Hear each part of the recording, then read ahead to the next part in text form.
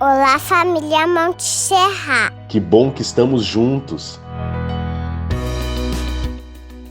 Neste tempo onde as conexões pessoais estão restritas, experimentamos o poder do amor de Deus, que ultrapassa limites estruturais e nos alcança em nossos lares ou onde estivermos. Mais do que nunca, é tempo de esperarmos juntos e provarmos da força da cruz, que um dia nos uniu e nos edifica como sua família, chamada para amar a Deus, amar pessoas e proclamar Jesus para a glória de Deus. Uma família para ser, viver, servir. Para a glória de Deus!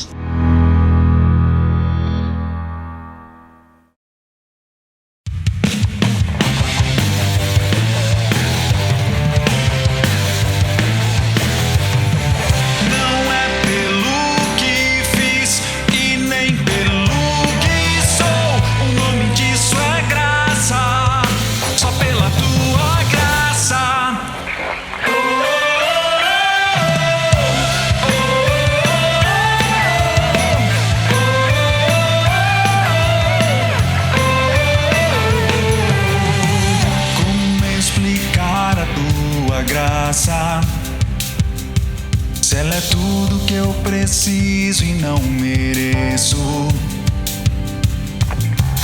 e com o raiar de um novo dia, vem misericórdia nova sobre mim.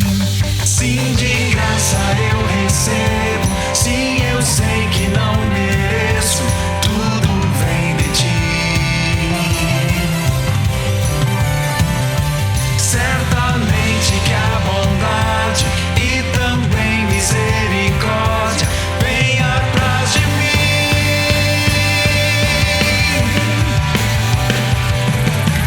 Não é pelo que fiz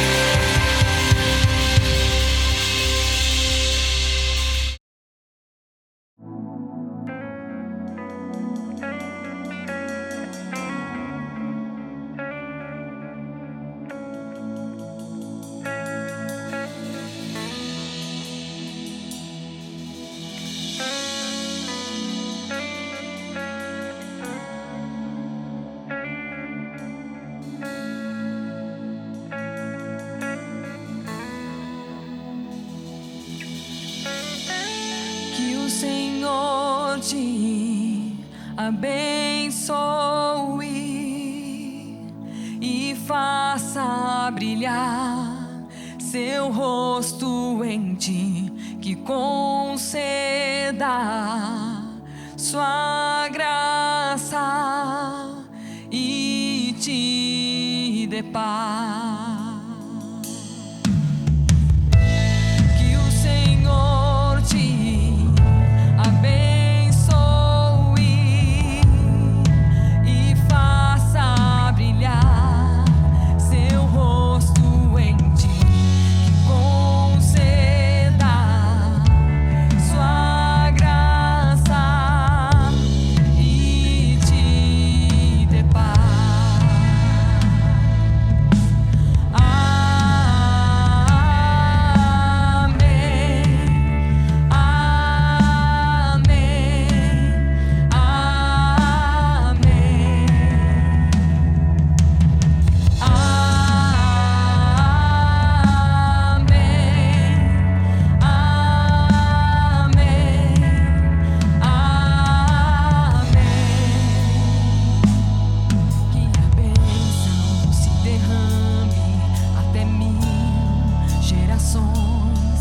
Família e teus filhos e os filhos dos teus filhos, que a bênção se derrame até 1000 gerações. Tua família e teus filhos e os filhos dos teus filhos, que a bênção se derrame até 1000 gerações. Tua família e teus filhos e os filhos dos teus filhos, que a bênção se derrame até 1000 gerações.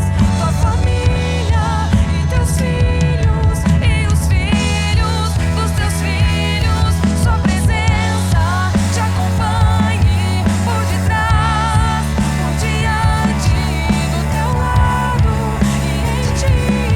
É contigo, é por ti, e de dia e de noite, tua entrada e saída, em teu riso, em teu choro.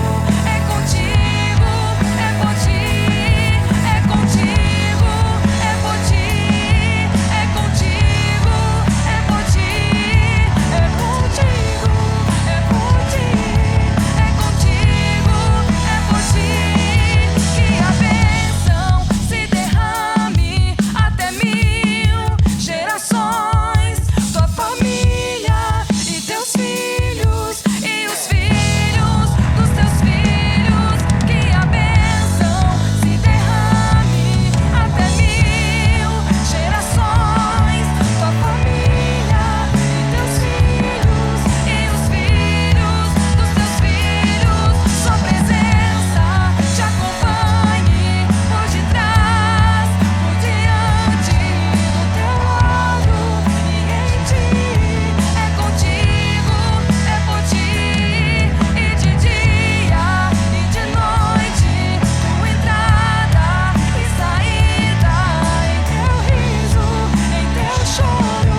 É contigo, é por ti, é contigo, é por ti, é contigo, é por ti, é contigo, é por ti, é contigo, é por ti.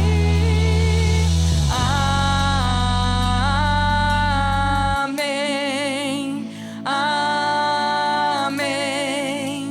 amém,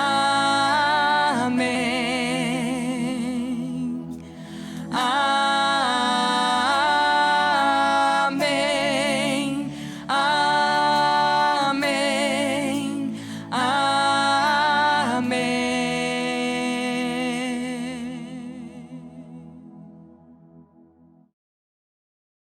Olá, família Montserrat, que bom que estamos juntos. E vamos de uma notícia boa, uma notícia ótima? Quer saber quando a gente volta?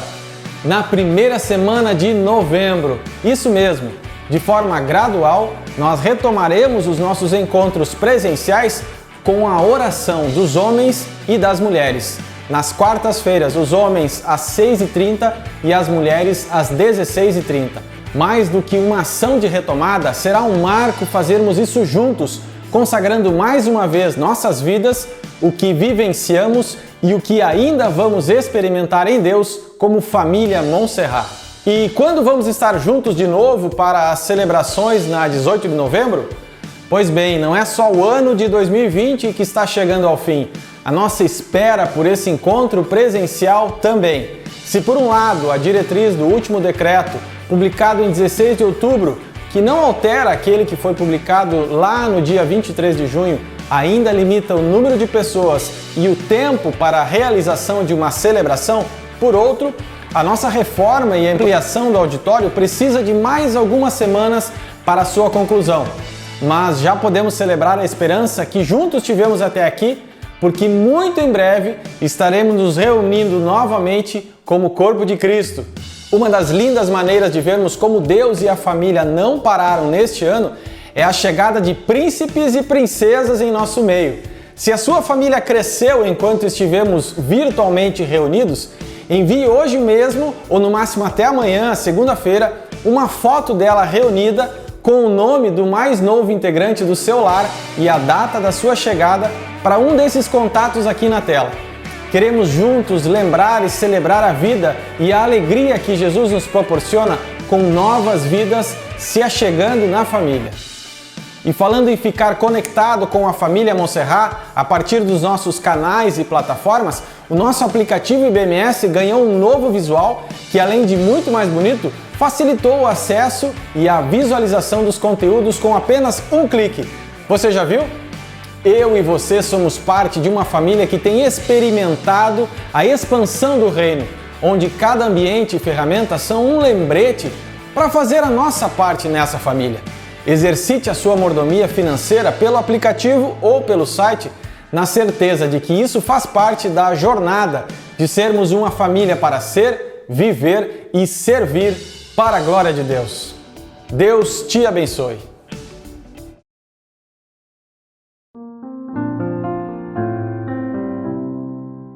Oi, eu sou a Fran, casada com o Herbert, mãe do Eduardo, de 10 anos, e do Mateus, de 5 anos. Sou uma discípula de Jesus, mas não foi sempre assim.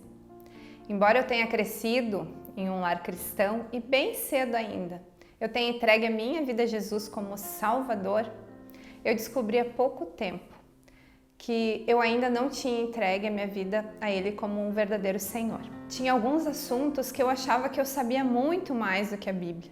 E embora eu cresce que ela fosse a palavra de Deus, eu não a aceitava integralmente. Eu era tão orgulhosa que eu me achava capaz de julgar a aplicabilidade da Bíblia nos dias de hoje, principalmente em textos que falavam sobre a missão da mulher. No dia do meu casamento, ao ler os votos, eu propositalmente pulei a parte que eu prometeria ser submissa ao meu marido.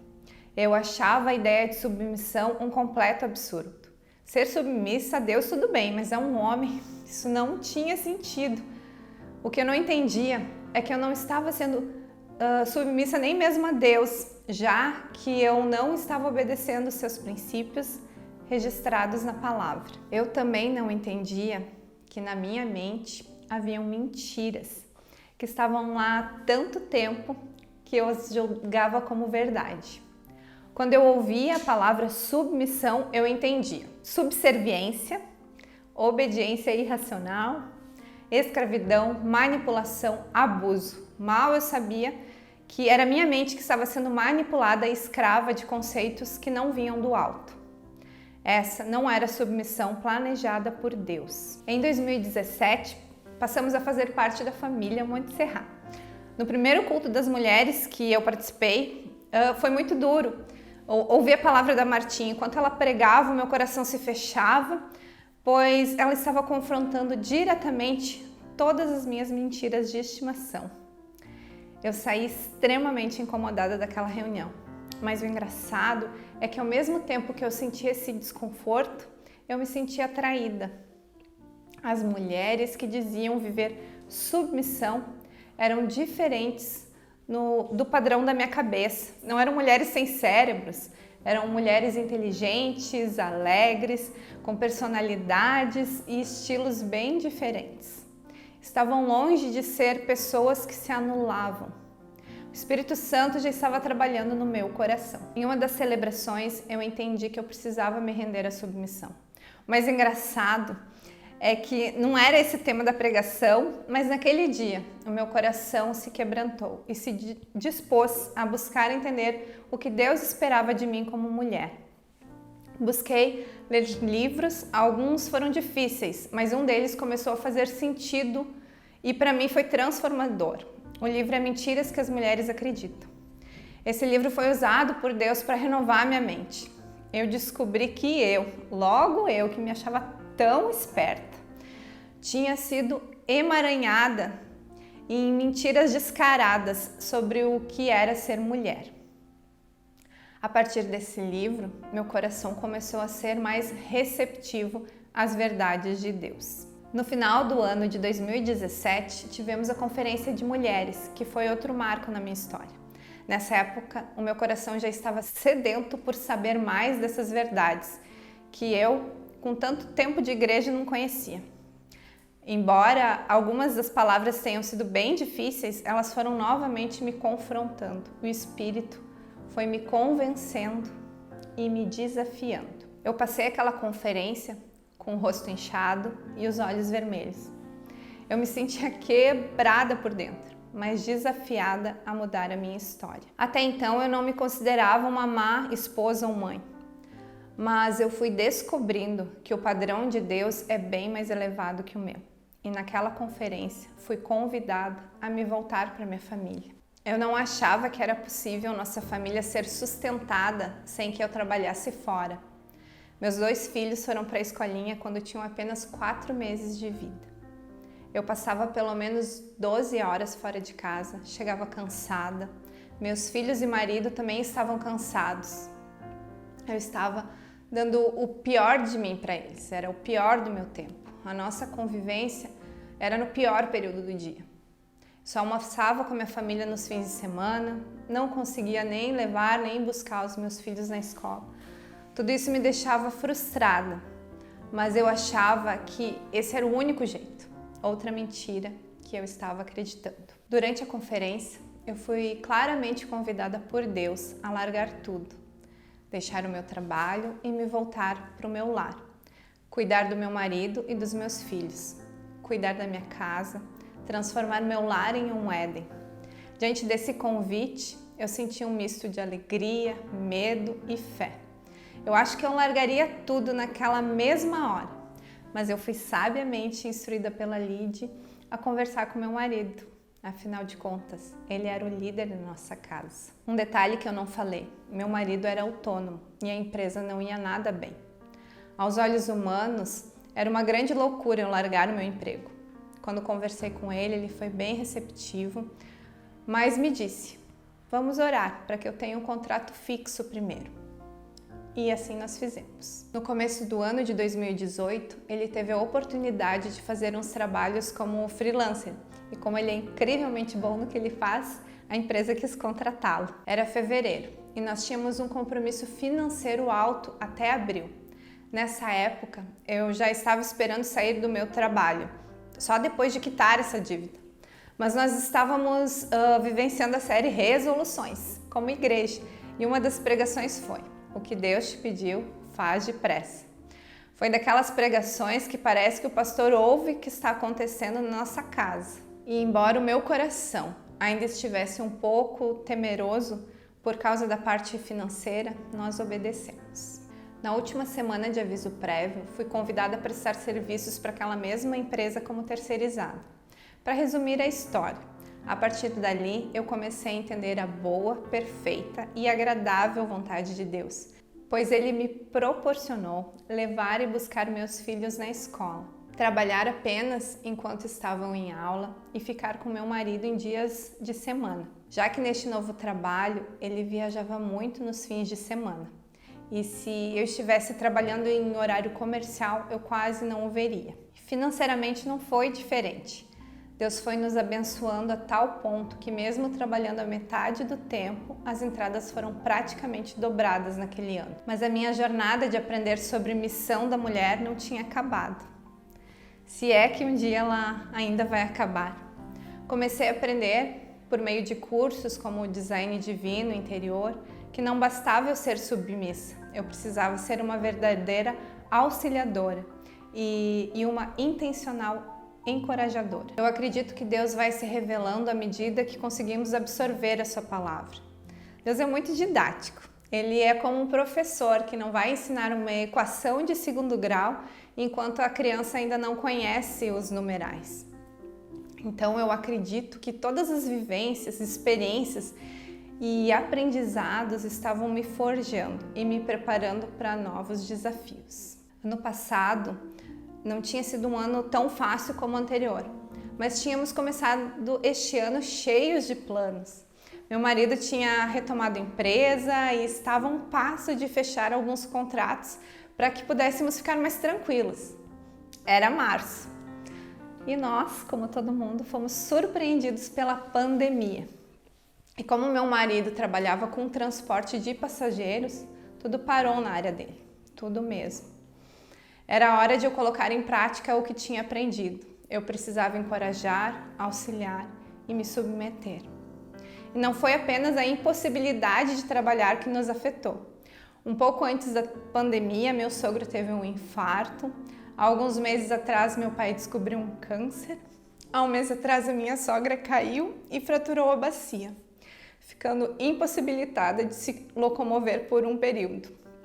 Mas, surpreendentemente, Deus foi nos cuidando, provendo, curando e tratando o nosso coração. Eu posso dizer que este ano tem sido incrível, não pelas circunstâncias, mas pelo que Deus tem gerado em nós. Choramos muito, sofremos, mas nos unimos como casal. Estamos na melhor fase do nosso casamento.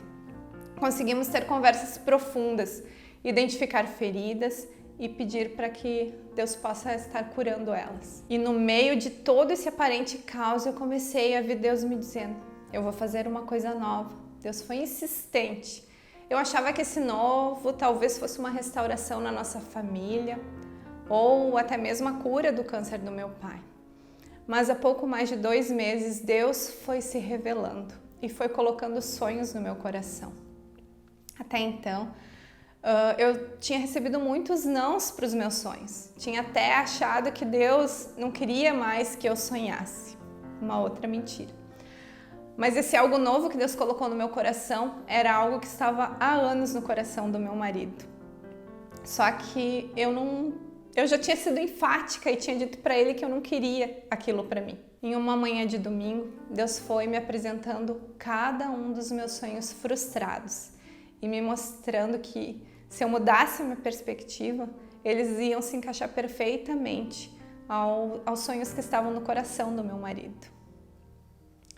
Deus queria que eu primeiro aprendesse sobre submissão, para depois apresentar o quão bom era viver uma missão em comum. A partir daquele dia, verdadeiros milagres foram acontecendo na nossa casa, pequenos e grandes. Deus foi abrindo portas de forma sobrenatural. Hoje posso ver meu marido sorrindo novamente, planejando, sonhando e agindo. Eu não sei qual vai ser o fechamento dessa história e se esse sonho vai realmente se realizar, mas eu sei o que Deus tem gerado no processo e tem sido incrível. Há algumas semanas, meditando em Mateus 11, de 28 a 30, Deus me lembrou sobre o descanso que Ele pode nos dar.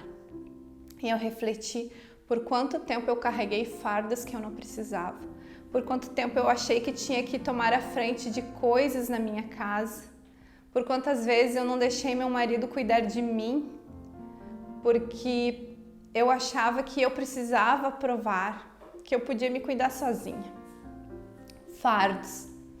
Mas Jesus disse para eu ir até Ele, que Ele vai me dar descanso. Diz também que é para eu aprender dele, que é manso e humilde. Quando eu tenho humildade para entender que eu não sei tudo, que eu preciso aprender de Jesus, Ele torna o meu fardo leve. Ele dá descanso para minha alma. Tomar o jugo de Jesus torna a minha vida mais fácil. Eu tenho experimentado isso. Entender minha missão como mulher não tem deixado a minha vida mais pesada, tem deixado mais leve. E eu tenho pedido que Deus continue mudando a minha mente, continue tirando as mentiras que me aprisionam e deixam tudo mais difícil.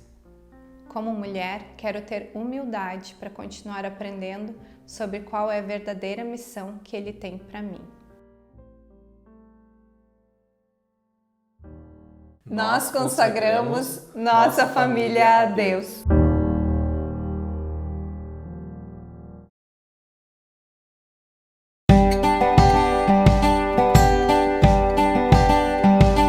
Olá, querida Igreja Monte Serra, mais uma vez juntos aqui para meditarmos na palavra.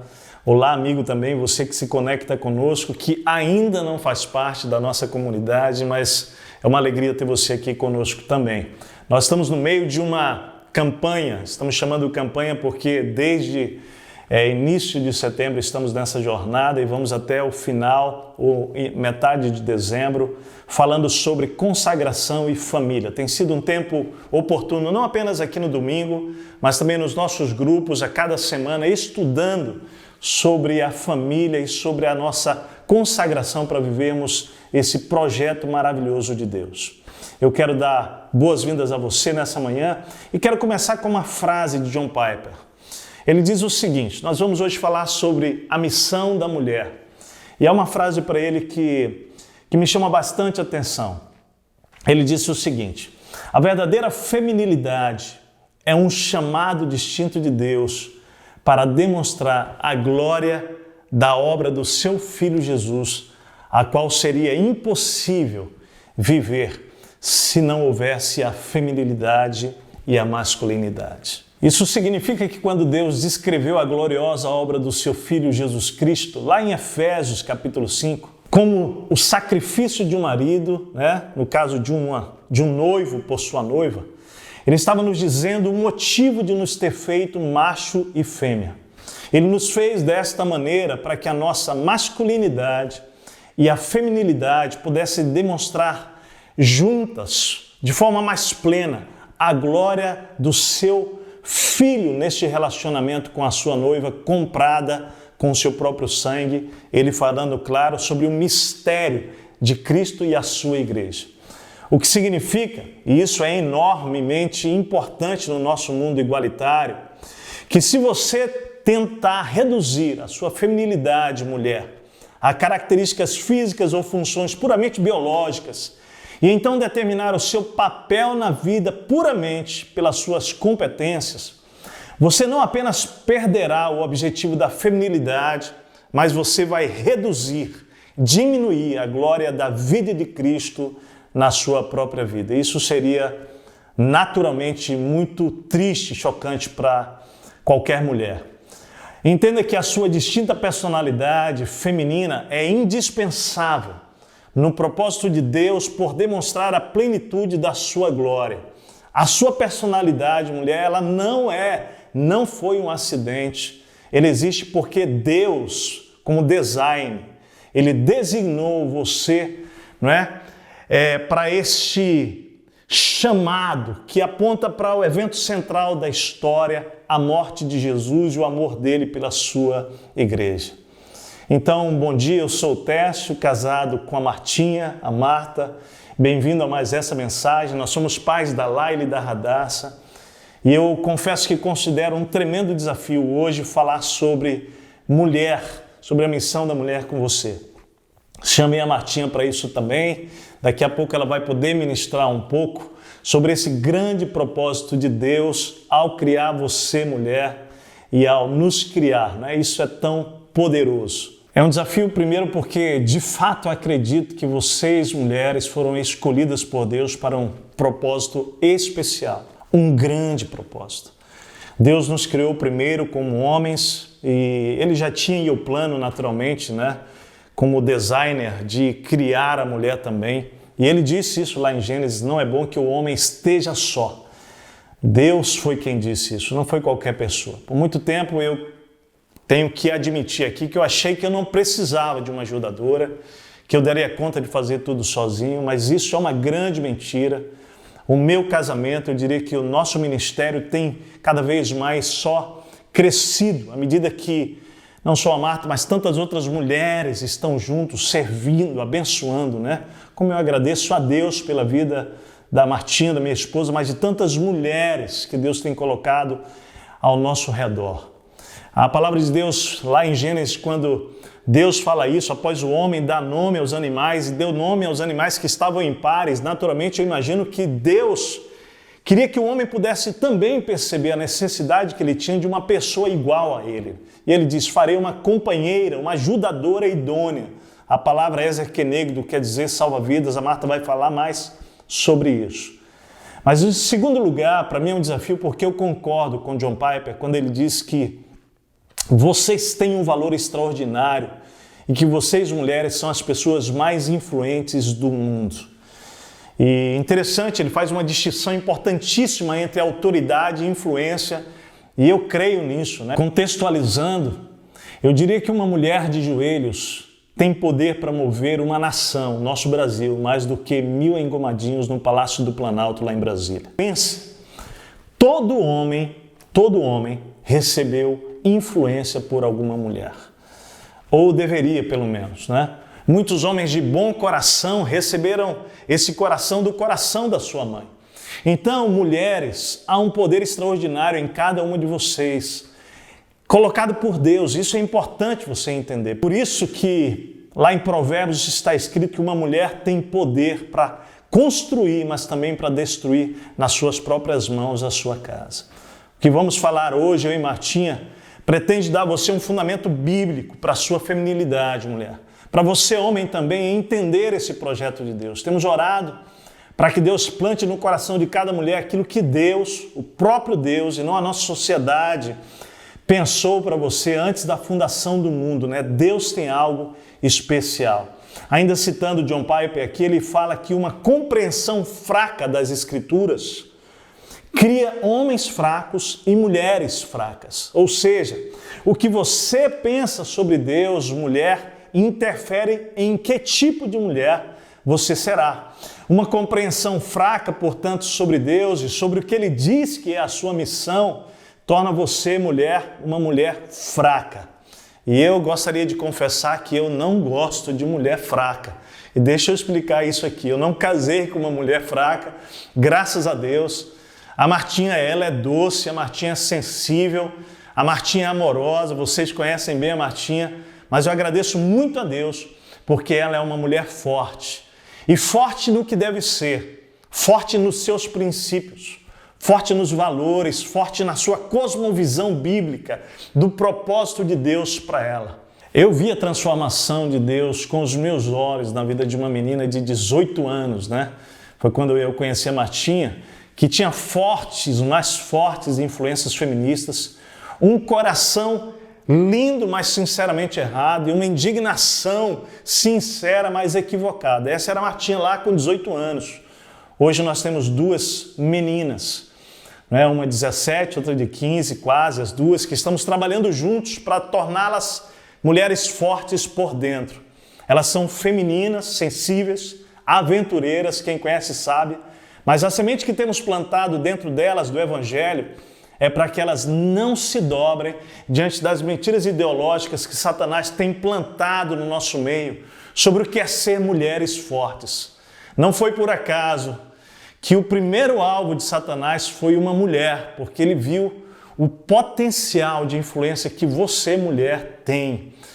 E aí, o oposto de uma mulher fraca, a gente precisa conversar sobre isso aqui. Não é uma mulher impertinente, não é uma mulher controladora, petulante, insolente ou mesmo arrogante, querido. O oposto de uma mulher fraca é, por exemplo, Mary Durand, que com 14 anos de idade, na França do século XVII, ela foi presa por ser uma discípula de Jesus e na prisão disseram para ela: você pode sair, em troca de uma frase.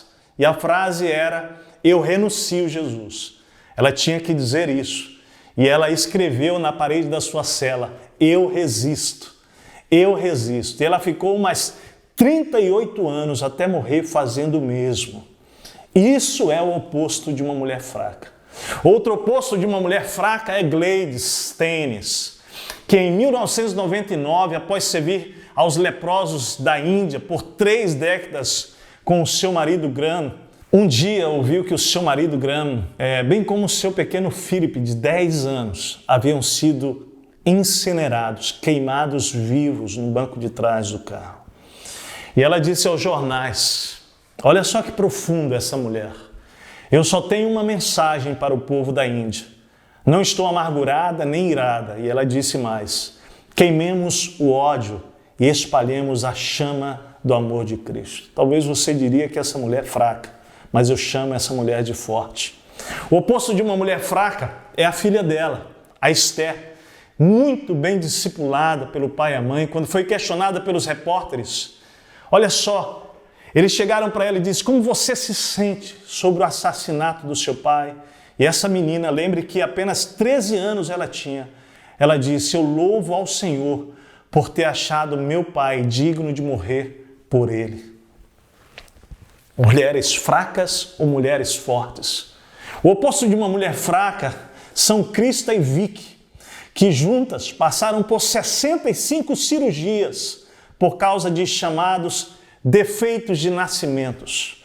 E elas escreveram, graças te dou, pois por um modo assombrosamente maravilhoso me formaste, as tuas obras são admiráveis e eu sei disso muito bem, recitando as palavras do Salmo 139 do salmista.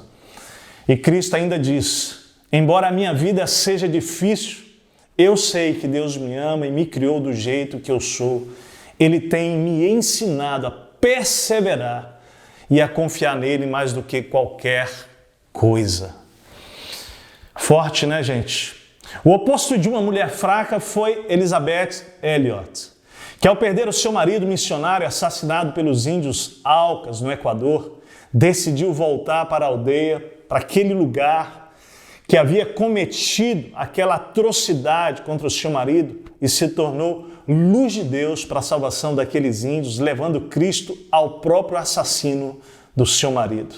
Ela poderia ter considerado a vida dela por acabada, destruída. Ainda uma menina jovem, mas havia dentro dela uma força tremenda do poder do Evangelho de Cristo que a impulsionou para se tornar uma referência para todos nós. O oposto de uma mulher fraca é Suzy. Seu marido faleceu aos 59 anos e então logo um mês depois, ela descobriu que tinha um câncer de mama. A sua mãe morreu pouco tempo depois, então um milagre aconteceu. E ela escreveu, agora eu vejo que eu tenho clamado pelo tipo errado de ajuda. Eu agora entendo que meu pior sofrimento é o meu pecado do egocentrismo, meu pecado da autocomiseração. Eu sei que com a graça de Deus, sua bondade e sua misericórdia, meus pensamentos podem ser renovados e a minha vida moldada mais como o seu Filho Jesus. Então, de novo, teologia fraca cria homens fracos e mulheres fracas. Eu poderia falar de muitas outras mulheres fortes da nossa comunidade espiritual aqui da Monte Serraro, né? Nós acabamos de ouvir o testemunho dessa mulher de Deus, Fran. Glória a Deus, Fran, pela sua vida.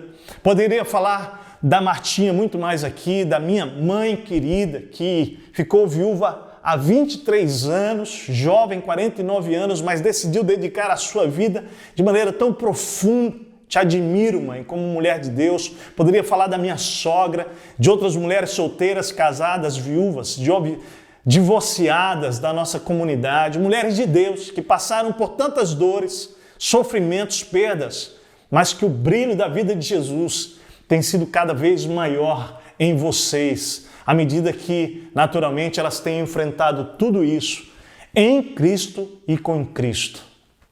Elas representam esse tipo de força entre nós. Eu agradeço a Deus pela vida de todas vocês que têm entendido espiritualmente o que significa ser uma mulher forte. Ouçam, mulheres, eu digo isso assim com todo o meu coração. Uma compreensão fraca de Deus e do seu propósito não dar a você, mulher, um Deus grande o suficiente, um Deus forte o suficiente, um Deus sábio, bom o suficiente para que você lide com as realidades da sua vida, e são tremendos desafios que você tem, mulher, de maneira a capacitar você a adorar, a exaltar e a colocar Deus e Jesus e a sua família no lugar certo o tempo todo. Você vai se perder. Uma teologia fraca faz de Deus um Deus impotente. Ele não vai ser grande o suficiente para ajudar você a viver a plenitude da sua feminilidade na hora das suas batalhas, na hora das guerras com o seu marido, na hora das falhas e tropeços, dos abusos que você, infelizmente, eu digo assim, homens, tenho orado para que Deus transforme a nossa vida, a sua vida enquanto homem, para que você não seja um homem abusador, mas que você seja um homem que vive a missão de Deus como foi transmitida a nós a semana passada. Homens cheios do Espírito Santo, homens que servem a sua mulher, homens que ainda solteiros respeitam as mulheres solteiras, homens casados que respeitam a sua esposa e respeitam as mulheres solteiras. Homens, nós precisamos ser mudados, porque muito do que estamos vendo na nossa sociedade, no coração das mulheres feridas e machucadas, tem a ver com você, tem a ver comigo, tem a ver com não vivermos a missão de Deus para nós. Mas mulheres, escutem, isso não pode dar desculpa para você não viver o que Deus tem para você. Ouça, entenda bem, a grande questão, mulher, é que uma teologia fraca vai colocar você no centro das coisas. E daí cairemos no antropocentrismo. O homem é o centro, né? Você é o centro, isso está errado. Por isso que uma teologia fraca dará a você uma fundação realmente frágil. A fundação tem que ser Deus. Ele é o centro. É a única estrutura capaz de resistir, nos fazer atravessar por tudo. É o teocentrismo. Ele é a razão. Ele é o motivo. A glória é dele. Se entendermos bem isso, mulheres, homens, iremos compreender melhor, então, o real significado da feminilidade bíblica. Entenda, mulher, entenda, homem, você que está ouvindo, o propósito final de Deus para o universo, para toda a história, para todos os homens como para todas as mulheres, para a sua vida e para a minha vida, é revelar a glória de Deus através da morte de Jesus para tornar um povo rebelde a sua própria noiva. Nisso consiste o propósito do universo, demonstrar a glória da graça de Deus, a graça maravilhosa de Deus, em sua maior expressão na morte do seu Filho. Tudo isso para quê? Para tornar um povo rebelde, eu e você, a sua noiva. Tudo isso existe para enfatizar isso e valorizar especialmente o sacrifício de Jesus, e você é fundamental para isso. É por isso que o masculino, no seu Gênesis, não pode cumprir isso sem o feminino. Da mesma forma, o feminino não pode revelar isso sem o masculino. Qual a missão, então, da mulher, à luz das Escrituras, dentro deste projeto extraordinário? Vamos ouvir, então, qual é a sua missão. Mas qual é a missão da mulher? Porque eu e você fomos criadas mulher. Oi, eu sou a Martinha, esposa do Tércio, mãe da Laila e da Radassa. Deus nos criou com um propósito pré-definido. Nosso corpo grita sobre isso, nossas emoções refletem sobre isso, nossa alma clama por isso. O que é bom e belo nos chama atenção. Gostamos de ver ou assistir o que toca o nosso coração ou nos emociona. E Hollywood sabe muito bem disso e produz filmes pensados em alcançar mulheres. Já o maltrato e o abuso nos fere, mesmo que não seja diretamente a nós. Já o amor, o acolhimento e o cuidado abrem as portas do nosso coração. Nós fomos criadas com coração sensível. Somos suaves, porém fortes. Para falar da primeira missão da mulher, eu vou ressaltar algumas palavras em hebraico e diferenciá-las em seu significado. Na criação, em Gênesis, o autor usa 3 palavras diferentes que descrevem o verbo criar, em hebraico, e são traduzidas como criar, fez ou formou em português. Mas na tradução não expressa o significado real e mais profundo do verbo. Por isso eu gostaria de ressaltá-las. O primeiro verbo é barar. Significa criar algo do nada, trazer à existência. Deus assim criou a terra. O segundo verbo é yatzar.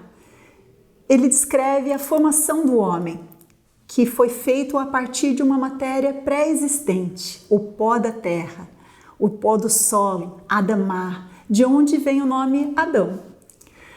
Yatzar ainda tem a sua raiz ligada ao ato de fazer pressão em alguma coisa, ou seja, as mãos do Criador moldando Adão, semelhante a um oleiro que faz pressão no barro para fazer um vaso. E esse vaso foi preenchido com algo muito especial, o fôlego de vida, que veio do próprio Criador. Isso é algo único e especial na história da criação. Adão é um ser especial e único. Ele possui um corpo físico, material e terreno, mas também ele recebeu um espírito, algo que provém de Deus, algo celestial. Por isso ele necessita não só de pão material, mas também de alimento espiritual. Mas existe um terceiro verbo, baná, usado em Gênesis 2, 21 e 22. Deus fez a mulher da costela de Adão. Este verbo, baná, é traduzido por fez ou criou em português, mas em hebraico ele significa literalmente construir, edificar. Mas não é qualquer construção. Baná expressa um construir ligado a uma obra de engenharia. Deus não teria tomado simplesmente a costela de Adão. Detalhe que a palavra costela em hebraico é a mesma palavra usada para a coluna de um palácio ou de um templo em sua construção. Então Deus tomaria a costela de Adão e agora ele aplica sua criatividade e inventividade.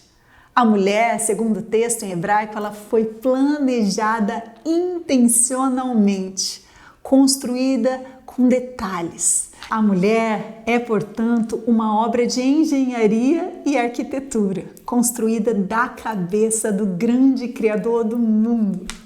Em Provérbios 14, 1, a palavra de Deus nos diz que a mulher sábia constrói a sua casa e a tola destrói com as próprias mãos. Vemos nesse texto o mesmo verbo, baná. A mulher é colocada como responsável pela construção do lar, sendo uma coluna na família.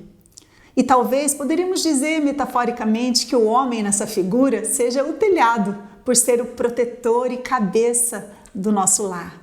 Então, mulheres, Deus nos construiu intencionalmente para edificar o nosso lar. Mas você pode se perguntar, e se eu não sou casada? Mulher de Deus, Deus te criou para edificar e não destruir. Da mesma maneira, você tem a escolha de usar as suas palavras, as suas ações, habilidades, profissão, conhecimento, dons ou talentos para construir vínculos profundos, para encorajar, para servir, para chamar atenção para o que realmente importa. A delicadeza e suavidade que Deus nos fez por fora é equilibrada com a força que Deus nos deu por dentro. Enquanto Deus fez homens para serem aqueles que suportariam o peso com seus próprios braços, colocando-os em posições de proteção diante de guerras, tragédias, tornados, enchentes, as mulheres suportam o peso com seu coração, sendo indispensáveis em momentos de crise, de traumas, de depressões. Quem, numa hora de dor, não buscou o caloroso abraço ou o encorajamento de uma mãe? E quantos foram feridos justamente por não tê-lo? Nós somos edificadoras, entendendo o nosso lugar ao lado do homem como Ezer Kenegdo, ajudadora, ou nós podemos dizer uma salva-vidas. Uau! Como pode alguém achar que isso é pequeno ou pouco? Deus nos deu uma parte da sua própria missão. Em Isaías 41, nós vemos Deus como ajudador e até mesmo o Espírito Santo se identifica assim como nosso ajudador.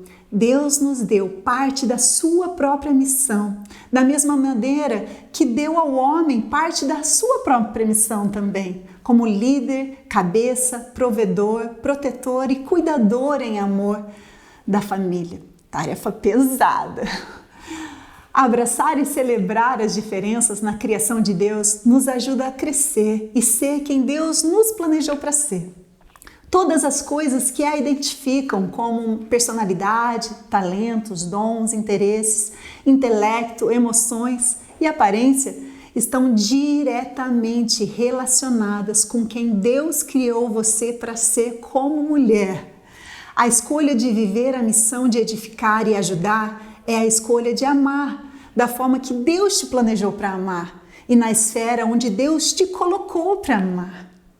Então, já falamos sobre a primeira missão da mulher. Você foi criada, edificada intencionalmente para edificar, para ajudar, para apoiar, para ser suporte, para encorajar. Mas também a mulher foi criada para receber. No seu corpo, Deus desenhou esse propósito. Em Gênesis 1:27 diz: homem e mulher os criou. No original seria macho e fêmea os criou.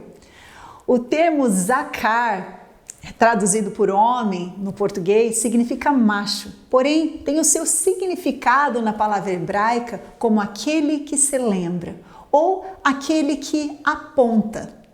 E o termo nekvá, traduzido por mulher em português, significa fêmea e tem o seu significado na palavra original como aquela que recebe ou aquela que tem um buraco.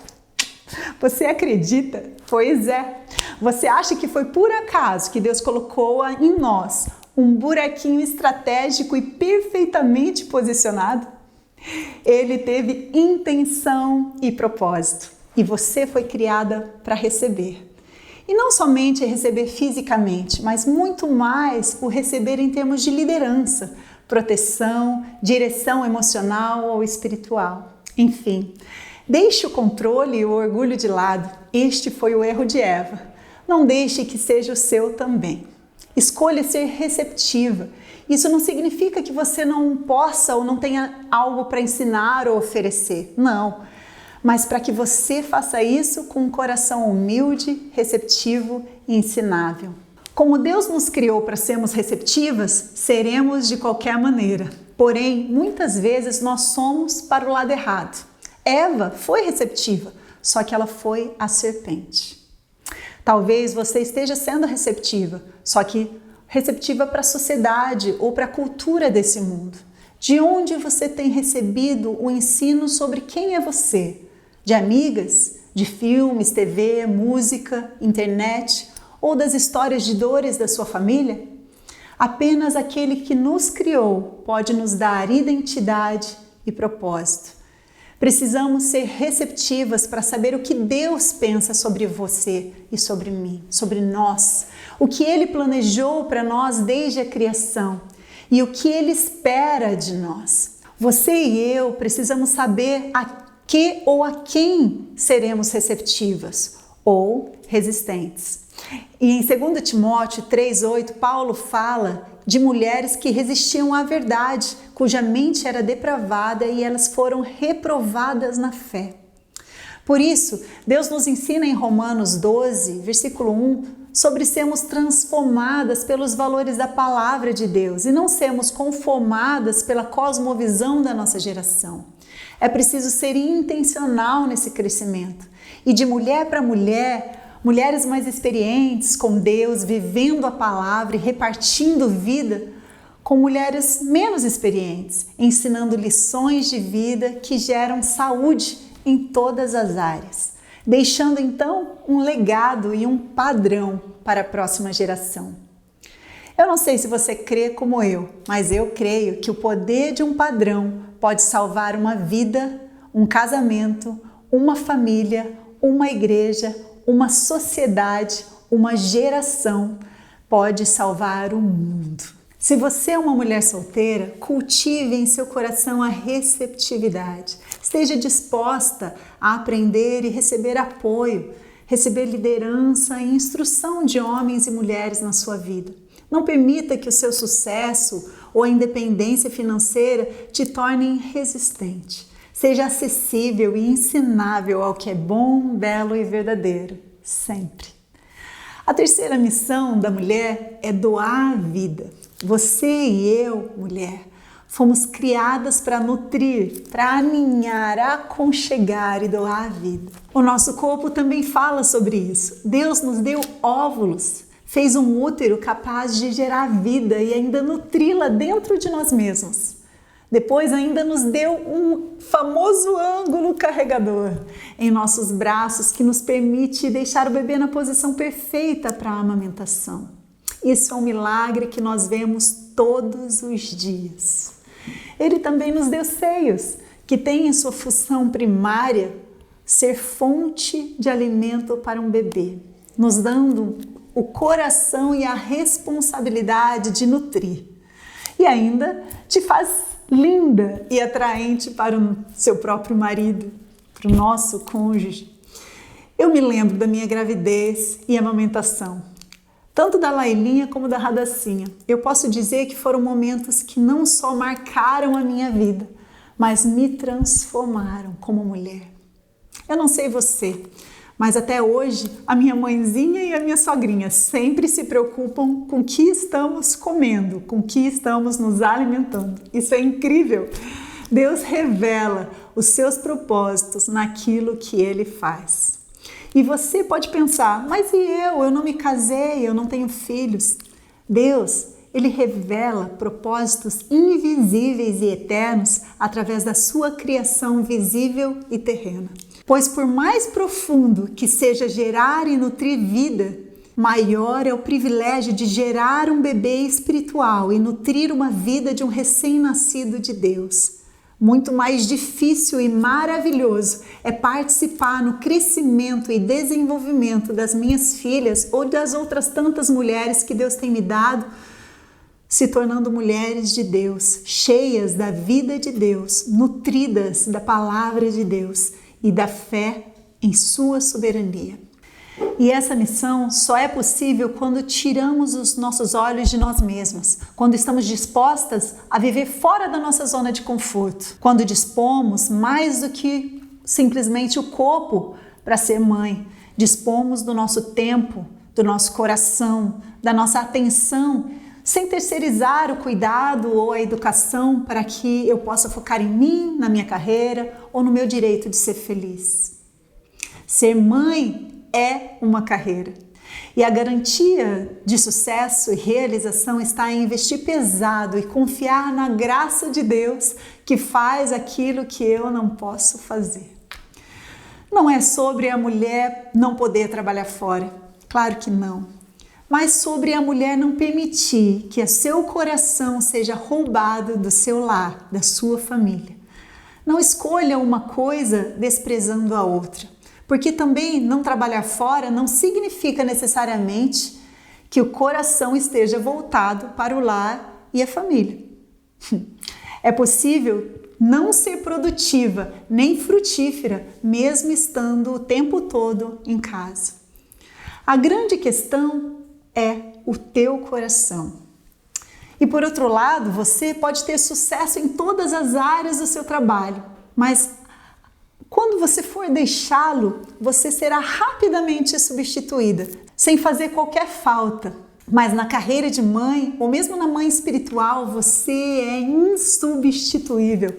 E a sua ausência ou fracasso te trará tristeza, angústia e frustração. Por que isso? Porque esta é a tua missão. Talvez você não tenha até hoje se atentado para isso. E o seu coração agora esteja invadido pela culpa. Não é este o meu propósito, mas sim te dar a chance de rever seus conceitos e valores e se arrepender, pedir perdão a Deus e à sua família e não abrir mão dessa missão intransferível.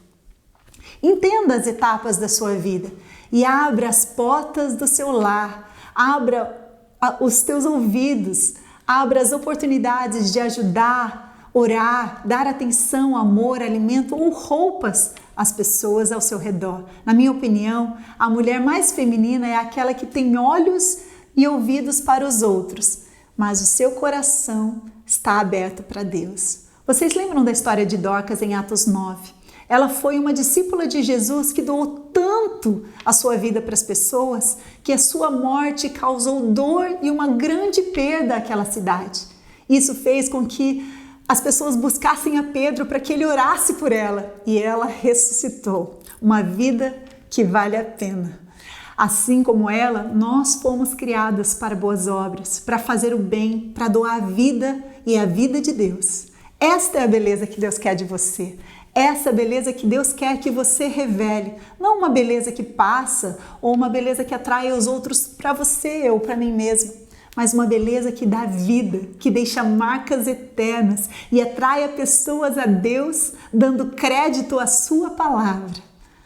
Hoje, a nossa cultura louva uma mulher que vive para fora, que tenha uma posição de destaque ou que tenha honra pública. Satanás sabe do propósito para o qual Deus nos fez ou construiu. Então, a estratégia de Satanás não é apenas nos tirar de casa, mas tirar o nosso coração do nosso lar, do nosso jardim. Pois onde estiver o seu tesouro, ali também estará o seu coração. Eu me lembro do meu primeiro ano como mãe. Eu aprendi a adorar a Deus no anonimato. Em simples tarefas como trocar fralda e dar banho num bebê. Naquele tempo, eu estava dando aula no Seminário Batista do Rio Grande do Sul e estava fazendo o meu mestrado. Mas eu precisei crescer por dentro. Aprendi a negar a mim mesma, abrir mão de algo que eu gostaria para algo maior. E isso mudou a minha vida. Hoje, já passaram mais de 17 anos, mas eu sou grata a Deus por esta decisão até hoje. Eu e o Té temos oferecido juntos a nossa vida para tornar as nossas filhas, sejam biológicas ou espirituais, mulheres fortes e não mulheres fracas. Esteja pronta para edificar, para ajudar, esteja pronta para ser receptiva, esteja pronta para doar a vida e nutri-la. Entendendo a sua missão e propósito para o qual você foi planejado por Deus, é importante diferenciar do mandamento dado por Deus às mulheres casadas. Às vezes as pessoas confundem a missão com o mandamento. Todo mandamento requer uma resposta do coração. Obrigar alguém a cumprir é ditadura. A submissão, ela é a expressão de um coração que confia em Deus. A submissão da mulher a Deus e a sua palavra e também ao homem é oferecida por ela e jamais exigida. A exigência desta se torna um abuso. Homens, não façam isso. A submissão como mandamento é primeiramente a Deus e a sua palavra. A partir daí, oferecer a submissão ao marido fica mais fácil. Da mesma maneira que o mandamento dado por Deus ao homem de amar sacrificialmente a sua esposa deve ser uma oferta do homem a Deus e a sua esposa, jamais uma exigência da sua mulher. Uma mulher que não entende o princípio dessa união permanente não deve casar, podendo então viver a sua vida livre de submissão, em santidade e respeito aos homens e a todos ao seu redor. Mas se entendemos isso, muita saúde virá sobre o relacionamento entre o homem e uma mulher. Mas eu gostaria também de diferenciar o mandamento das responsabilidades para a mulher. Nossas responsabilidades como mulheres casadas é apreciarmos o nosso marido e os nossos filhos com fidelidade, cultivar as virtudes no praticar as boas ações e tornar a sua casa um lar, um céu na terra. Como solteiras, a sua responsabilidade é guardar-se em santidade para Deus, cultivar também as virtudes na prática de boas obras e tornar o seu coração um abrigo no meio das tempestades, daqueles amigos ou parentes que você tem uma influência, atraindo-os a Deus. Por isso, quer você seja casada ou solteira, seja uma mulher que promova paz e suavidade, leveza. Que construa e edifique intencionalmente, que tenha um coração ajudador, que seja receptiva ao que é bom, belo e verdadeiro, que gere vida e nutrição por onde passar e que glorifique a Deus, atraindo pessoas a Jesus. Amém. Você ouviu sobre uma mulher forte e não fraca, você ouviu sobre a missão da mulher, sobre as responsabilidades e mandamentos que são bíblicos para você, mulher. Mas agora, nessa parte final, eu quero convidar você então, mulher, a dar passos práticos para que você viva a sua missão como mulher forte que Deus criou você para ser.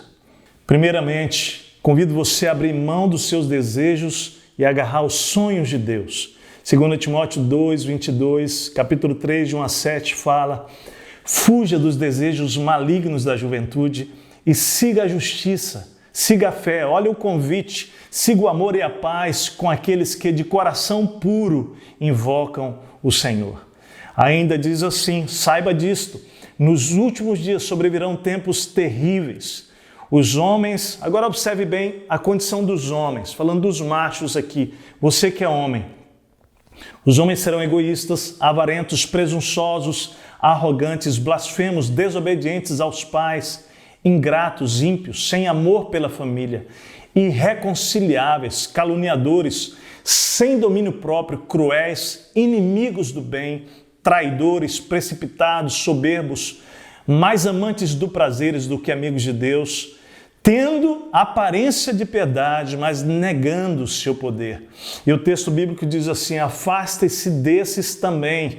São esses, agora falando para as mulheres e para os homens, são esses que se introduzem pelas casas e conquistam as mulheres instáveis, sobrecarregadas de pecados. Observem, mulheres, as quais se deixam levar por toda espécie de desejos. Elas estão sempre aprendendo, mas jamais conseguem chegar ao conhecimento da verdade. Eu de todo o meu coração espero que você não seja esse tipo de mulher, né, que se entrega às suas paixões. Segundo lugar, o que fazer? Abrace a cosmovisão bíblica, não a mundana. Ela é tóxica, cheia de limitações.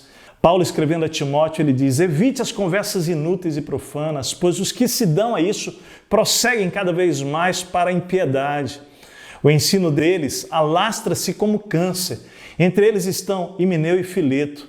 Eles se desviaram da verdade, dizendo que a ressurreição já aconteceu, e assim alguns pervertem a fé. Entretanto, o firme fundamento de Deus permanece inabalável, a palavra, e selado com essa instrução: o Senhor conhece quem lhes pertence ou quem lhe pertence, e afaste da iniquidade todo aquele que confessa o nome do Senhor. Evite as controvérsias tolas e inúteis, pois você sabe que acabam em brigas. Deve corrigir com mansidão os que se lhe opõem, na esperança de que Deus lhes conceda arrependimento, levando-os ao conhecimento da verdade, para que assim, observe bem, voltem à sobriedade e escapem da armadilha do diabo que os aprisionou para fazerem a sua vontade. É possível que hoje, querido, Deus esteja alertando você, mulher, você homem, seja solteira, seja casada, divorciada ou viúva, a escapar da armadilha do diabo e voltar à sobriedade. Esse termo aqui grego refere-se a alguém que perdeu a noção porque foi dominado pela bebida, mas nesse caso aqui perdeu a sobriedade porque está dominada pelos próprios desejos. Esse texto nos chama a atenção da grande possibilidade. Olha que profundo isso. Não apenas de abandonarmos a fé e nos enganarmos, mas de persuadir e enganar outros ou outras, né? Levando também ao erro. Em terceiro lugar, para que você se torne essa mulher forte, então, abrace a humildade e abra mão de todo orgulho. 2 Pedro 2, 9 a 22, vemos, portanto, que o Senhor sabe livrar os piedosos da provação e manter em castigo os ímpios para o dia do juízo, especialmente os que seguem os desejos impuros da carne e desprezam a autoridade, insolentes e arrogantes. Olha só, esse texto é profundo, falando sobre a questão do orgulho, né? Ele diz: tais homens não têm medo de difamar os seres celestiais, contudo nem os anjos, embora sendo maiores em força, maiores em poder, fazem acusações injuriosas contra aqueles seres na presença do Senhor. Mas eles difamam o que desconhecem e são como criaturas irracionais. guiadas pelo instinto, nascidas para serem capturadas e destruídas, serão corrompidos pela sua própria corrupção. Eles receberão retribuição pela injustiça que causaram. Consideram prazer entregar-se à devassidão em plena luz do dia. Quantas mulheres estão vivendo isso? Quantos homens? E ele diz, são nódoas e mancha, regalando-se em seus prazeres quando participam das festas de vocês. Tendo os olhos cheios de adultério, nunca param de pecar, iludem os instáveis e têm o coração exercitado na ganância. Malditos! Eles abandonaram o caminho reto e se desviaram, seguindo o caminho de Balaão, filho de Beor, que amou o salário da injustiça, mas em sua transgressão ele foi repreendido por uma jumenta, uma mula, um animal mudo, que falou com uma voz humana e refreou a insensatez do profeta. Esses homens são fontes sem água e névoas impelidas pela tempestade. Que texto forte, né? Ele continua dizendo isso. A escuridão das trevas lhes está reservada, pois eles, com palavras de vaidade, ou melhor, de vaidosa arrogância, e provocando os desejos libertinos da carne, seduzem os que estão quase conseguindo fugir daqueles que vivem no erro. Que triste, né? Gente no meio da comunidade espiritual induzindo outros ao erro. E ele diz, prometendo-lhes liberdade. Eles mesmos, ou elas mesmas, são escravas da corrupção, pois o homem é escravo daquilo que o domina, se tendo escapado das contaminações do mundo por meio do conhecimento do nosso Senhor Jesus Cristo. Olha aí você, querido, que conheceu a Cristo, a palavra, você homem, você mulher, jovem, não é? Qualquer condição, encontra-se novamente nelas enredadas ou enredados e por elas dominados, estão em pior estado do que o princípio. Teria sido melhor que não tivessem conhecido o caminho da justiça do que depois de o terem conhecido, voltarem as costas para o santo mandamento que lhes foi transmitido. Que triste, né? Que condição terrível, mas não é essa que Deus tem para você. Nesse caso, seguindo esse caminho, o texto diz que confirma-se neles o provérbio, ele é verdadeiro. O cão volta ao seu vômito e ainda a porca lavada volta a revolver-se no lamaçal. Profundo, né? Vamos concluir. Lembra? Mulheres fortes e não fracas. 1 Pedro 1,23 diz assim, vocês foram regeneradas, mulheres. Homens, vocês foram jovens, não de uma semente perecível, mas imperecível, por meio da palavra de Deus viva e permanente. 1 Pedro 1,23. E aí Pedro ainda falando, ele diz no capítulo 2, portanto, livrem-se de toda maldade, de todo engano, hipocrisia, inveja e toda espécie de maledicência. Como crianças recém-nascidas, desejem de coração, igreja, desejem de coração o leite espiritual puro, para que por meio dele cresçam para a salvação, agora que provaram que o Senhor é bom. Pedro falando no capítulo 1 da segunda carta, ele diz, por isso mesmo, empenhem-se para acrescentar à sua fé a virtude o conhecimento, ao conhecimento o domínio próprio, ao domínio próprio a perseverança, a piedade, o relacionamento com Deus íntimo. A esta piedade, a fraternidade o amor. Porque, observe, se essas qualidades existirem e estiverem acrescentadas, crescendo em sua vida, elas impedirão que vocês, no pleno conhecimento de nosso Senhor Jesus Cristo, sejam operantes e produtivos. Portanto, irmãos, empenhem-se ainda mais para consolidar o chamado eleição de vocês, pois se agirem dessa forma, jamais tropeçarão e assim vocês estarão ricamente providos quando entrarem no reino eterno de nosso Senhor e Salvador Jesus Cristo. Que promessa profunda! Eu termino dizendo a você, mulher, não é? A verdadeira feminilidade bíblica está dentro de um plano extraordinário, complementar, homem e mulher andando juntos. Todos nós precisamos compreender que o propósito final de Deus para a história, de novo, é revelar a glória do seu Filho através de nós, igreja. Deus criou a masculinidade e a feminilidade para revelar a glória do seu Filho ao mundo através da morte de Jesus e do seu amor incondicional por mim e por você, a noiva imperfeita, a igreja amada, desde a fundação do mundo, Apocalipse 13:8. Deus criou o ser macho e fêmea, porque há aspectos da glória de Cristo que não poderiam ser conhecidos e demonstrados de nenhuma outra maneira, senão através do dinâmico relacionamento entre o homem e a mulher, a feminilidade e a masculinidade. Essas diferenças complementares são essenciais para exaltar o maior evento da história, Jesus e o seu amor por você e por mim, revelado na cruz. Enfim, a verdadeira feminilidade é um chamado distinto de Deus para demonstrar a glória do Filho de maneira que jamais seriam demonstradas se não houvesse você, mulher, a feminilidade. Mulheres solteiras darão glória a Deus com a sua feminilidade, de um modo que as mulheres casadas jamais poderão fazer. E mulheres casadas irão demonstrar a sua glória a Deus, glorificarão a Deus com a sua feminilidade, de um modo que as mulheres solteiras não poderão fazer. Ou seja, quer você seja solteira ou casada, não se dobre diante de ideologias humanas e de uma teologia fraca. Elas estão muito abaixo de você, mulher. Deus é grande demais. Jesus é glorioso demais. A feminilidade é estratégica demais. Portanto, mulheres, não desperdicem a sua feminilidade. Consagre-a a Deus. Vamos orar? Pai querido, eu oro por essas mulheres agora, que elas recebam estas palavras e que caia no coração, Senhor, com uma força tão poderosa que vai transformá-las, ó Deus, para viver todos os sonhos e planos que Tu tens para elas. Abençoa agora, Deus, a vida delas. Oro pelas famílias, pelos homens, pelos filhos, pelos solteiros, viúvas, divorciadas, solteiras. Pai, visita cada um agora com Teu Espírito para a Tua glória, em nome de Jesus. Amém.